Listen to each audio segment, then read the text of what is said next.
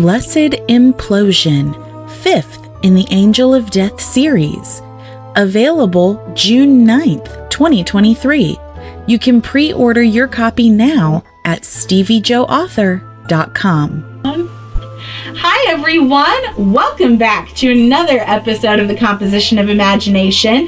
As always, I am your host and author, Stevie Jo, and I am joined by two of my book guardians, Superman and Moosey. And this is a continuation of our little mini-series, Murmurs of Murr County. All month long, we have been dissecting Elias's character throughout these books that are currently available, 1 through 4. And this week we started book 4, so be sure you watch the episode from earlier this week. That way you're all caught up. And because we are jumping right in to chapter 29, which is absolutely my favorite chapter in the whole book. It's another one of those dialogueless chapters, and it's really unique in that it focuses solely on Elias and his struggle with what happened to Skyelar the night before. So that really begs some quick background so that you know why he's in this struggle. Skyelar went to Aezra's apartment. Between the last video and this one, Skyelar went to Aezra's apartment, condo, whatever, and argued with him seriously about how he's a piece of shit. And one thing led to another, and he bit her and fed off of her for the first time. We talk about that in detail in Skylar's videos for the Murmurs of Murr County series, so definitely be sure you go back and watch her book 4 video for some insight. But where we are with Elias, it's the next morning, and Elias has not slept all night. He's been worrying about what Skyelar might have done. He wants to know what happened when she left with Aezra. He has the power to see what happened, but he's not sure what he might stand to gain from learning this truth. He's kind of like, I want to know it, but how is it going to help me in this moment? So here's an interesting question to kick things off with this video. Put yourself in Elias's shoes. With all that we've learned about him and how he feels about Sky and Aezra, would you want to know what happened if you were him? Hell no. And the reason, that's one thing I love about the way you write these books, is you get the human emotion of it, where you feel that confliction. It's like, do I want to know? Do I not want to know? Yeah. And in the end, you really don't want to know, because that's going to be, it's not going to shatter your mind. But it's torture. Oh my God, you talk about alcohol and cigarettes. Right? I mean, because it is a very real, like, confliction, and because he's so attached to her. So he's very like, what do I do? You want to trust somebody that they're going to make the right decision. Yep. But it's human nature. You can't. Yeah. You can't. As much as you want to trust, you can't. And we know that he's learned that the hard way. Yes. So just me personally, I can't stand not knowing stuff when there's something out there like that. yeah, he kind of sucks at keeping surprises. Yeah. Hey, you held on to it for a good while, so there you go. That's true. This last one he held on to for a couple months. Yeah, that was hard. Torture. Yeah, that's hard. Torture. So I get it from your perspective that you would want to know. I would. Yeah. Yes. Okay. Well, Elias follows your logic. He wants to know. He has decided. Got to know. He has decided, in fact, that he not only wants to know, but he needs to know. Because, like I've been saying, primary main objective. If he knows how to fix the problem, if he knows what the problem is, he can figure out how to fix it. So he knows a problem might have arisen last night. His philosophy is that no matter what happened in the past, he can correct the future. He compares himself to his sister for a minute and believes that he is not the kind to just ignore issues like this, insinuating that she is. He doesn't enjoy charades and masking the truth, and says that's more of his sister's game and Aezra's game, not his. So what do you suppose he means by that? What kind of like charade or masking of the truth has his sister and or Aezra pulled over on him? That they're good people. Yeah. That's a big one. Yeah. Think about it, because where he says, hello, old friend. Yeah. You know, trying to think. Sort of like how Kirk and Noonien Singh know each other and stuff. They're not friends, but he sits there, oh, Kirk, my old friend. So it's not a literal, we were once... Actually, in their case, in Aezra and Elias' case, yes. Mm-hmm. And then something happened where Aezra's true colors were exposed. So we're thinking the sister was probably involved somewhere in that too. Gosh, that's so interesting for his background. Yeah. Well, I ain't topping that. Well, he decides to go ahead and look at the open book on his desk. The pages are blank, but his magic reveals the words. So he is able, by looking in this book, he is able to relive his meeting with her from last night. And he starts to panic at the image created in his mind by the words of Skyelar fighting against Aezra whenever they're at Aezra's place. As he reads the words, he can feel her emotions as if he was there with her. Every curse that Skyelar places on him as a form of torture is absorbed into his being, reminding him that he is the one to blame for this whole predicament. And then he reads the moment he has feared Aezra biting Skyelar and feasting from her. And he thinks to himself that what Aezra did to Elias's sister pales in comparison to this betrayal. Now that's an interesting phrasing. It's an interesting thought, and it's an interesting phrasing, because doesn't the thought of Aezra betraying Elias insinuate that Elias still considers him a friend on some level? Because an enemy doesn't betray you. They just do what they're gonna do. You know what? The man's walking contradiction. You don't know who's a friend, who's an enemy. I mean, who's a friend? My enemy, the enemy of my enemy is my friend. Yeah. Continuing to read that book in front of him and relive the events of the night before, because he literally just reads it over and over and over and lives in it over and over again, getting him more and more angry. And he starts to just rip the pages out of the book with just heartbreaking yell.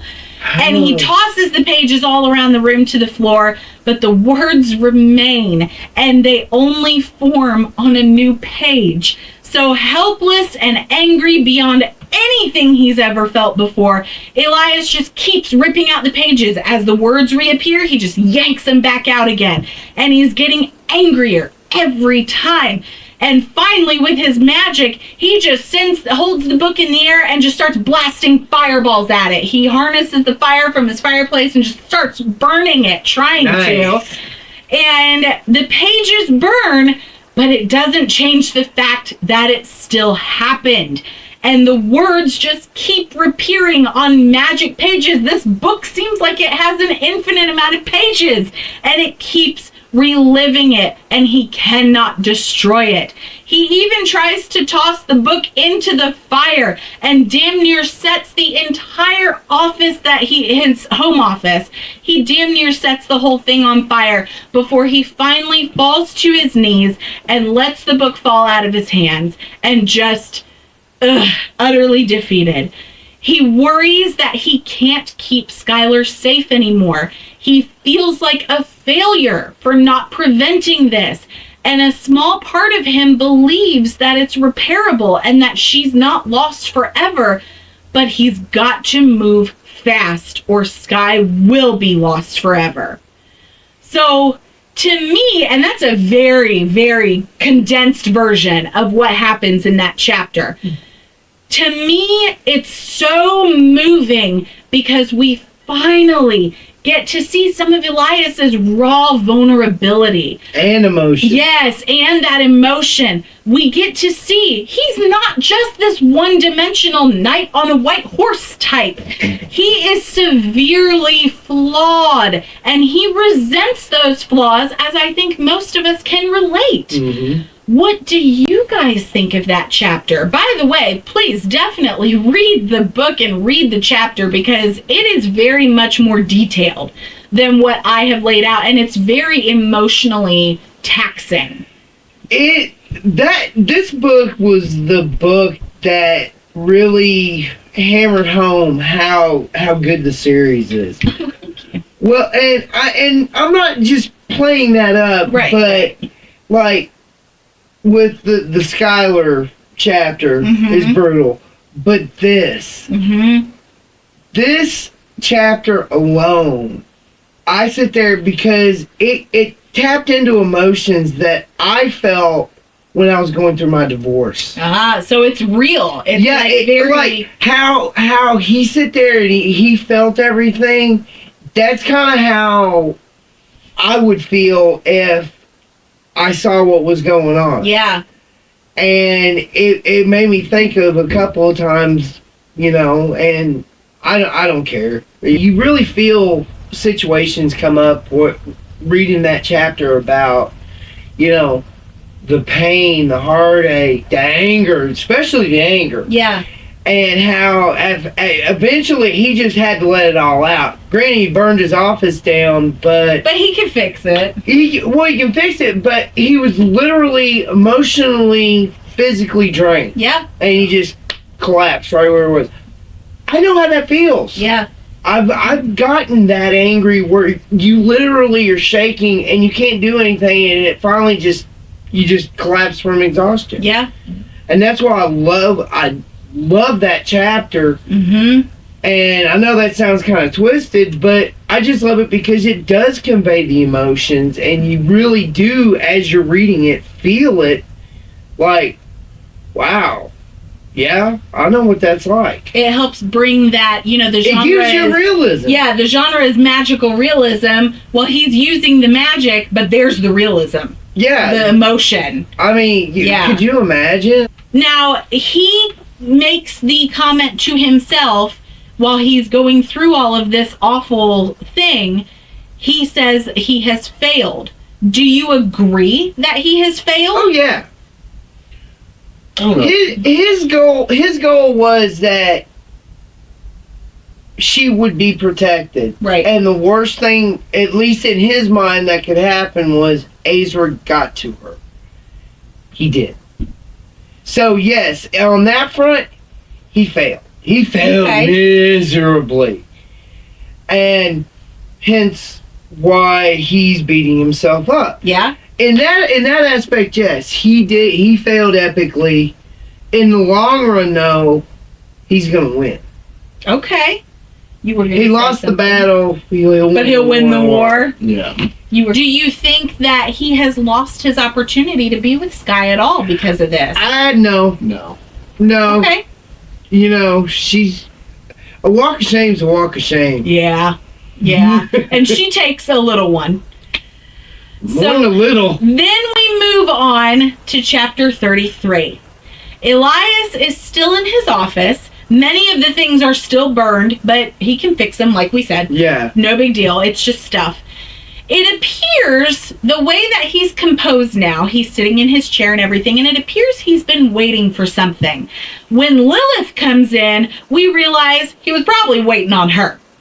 He has her sit down and shows her the book, allowing her to read just enough that she learns about last night, which tells us, we're not going to talk about this in depth yet, but it tells us that she doesn't have the ability to read that book without him. Mm-hmm. So that's something to keep in mind. But anyway, Elias does this because he says to himself, he needs her to feel the same kind of pain that he felt, because Aezra is her lover. So Yeah. she needs to feel that too. She's a side chick. Yeah. And as they say, misery loves company. And he even tries to rub it in that Lilith appears, like you said, to be the other woman yet again. Those are the words he uses, yet again. And it was dripping with so much. Yeah. That it was just like, ooh, you're just using that like a hammer. And when Lilith attempts to criticize Elias for his evident tantrum, because she's looking around the room going, and you didn't have a tantrum? Look at this place. She claims that he has strayed from his purpose. And Elias immediately bites back and warns her, if Sky is hurt from this in any way, he will torture her for the rest of her existence. And then the doorbell rings, and Elias moves aside to let Lilith run and answer it. It was the least he could do to let her get a head start. Why does Elias merely threaten Lilith instead of actually doing something about it? Because after all, Skyelar is already hurt. And doesn't that violate the terms of his deal with Lilith? Where he said, I will not hurt you if you don't let anything happen to Skyelar with your shenanigans? So doesn't that violate the deal? Why didn't he just do it? Because he knew who was coming. He just said, okay, I'm going to sit there and scare her. And then my real target's going to show up. Okay. Agreed. Agreed. Okay. Moreover, aside from all of that, why would Elias give Lilith a head start instead of just going to the door himself? Because he knows that that's Aezra, surely. And this is his chance to enact his revenge. So why give Aezra the chance to run away at the behest of Lilith? Because she knew, or he knows that he's dumb enough that he's not going to run away. You know, his ego and narcissism is so great that he's got to sit there and, brag about the fact that he got shot. He did it. Yeah. Okay. Well, that does it for today's discussion. Thank you guys so much for contributing. Thank you for watching. Be sure you tune back in on Friday when we're going to wrap up Elias's character development in the Murmurs of Murr County series through the end of book 4. You're going to love it. Yes, trust me, you are not going to want to miss it because redemption is coming. We love you, and we will see you on Friday. Catch up on the Angel of Death series today. The first 4 entries are now available directly at StevieJoAuthor.com.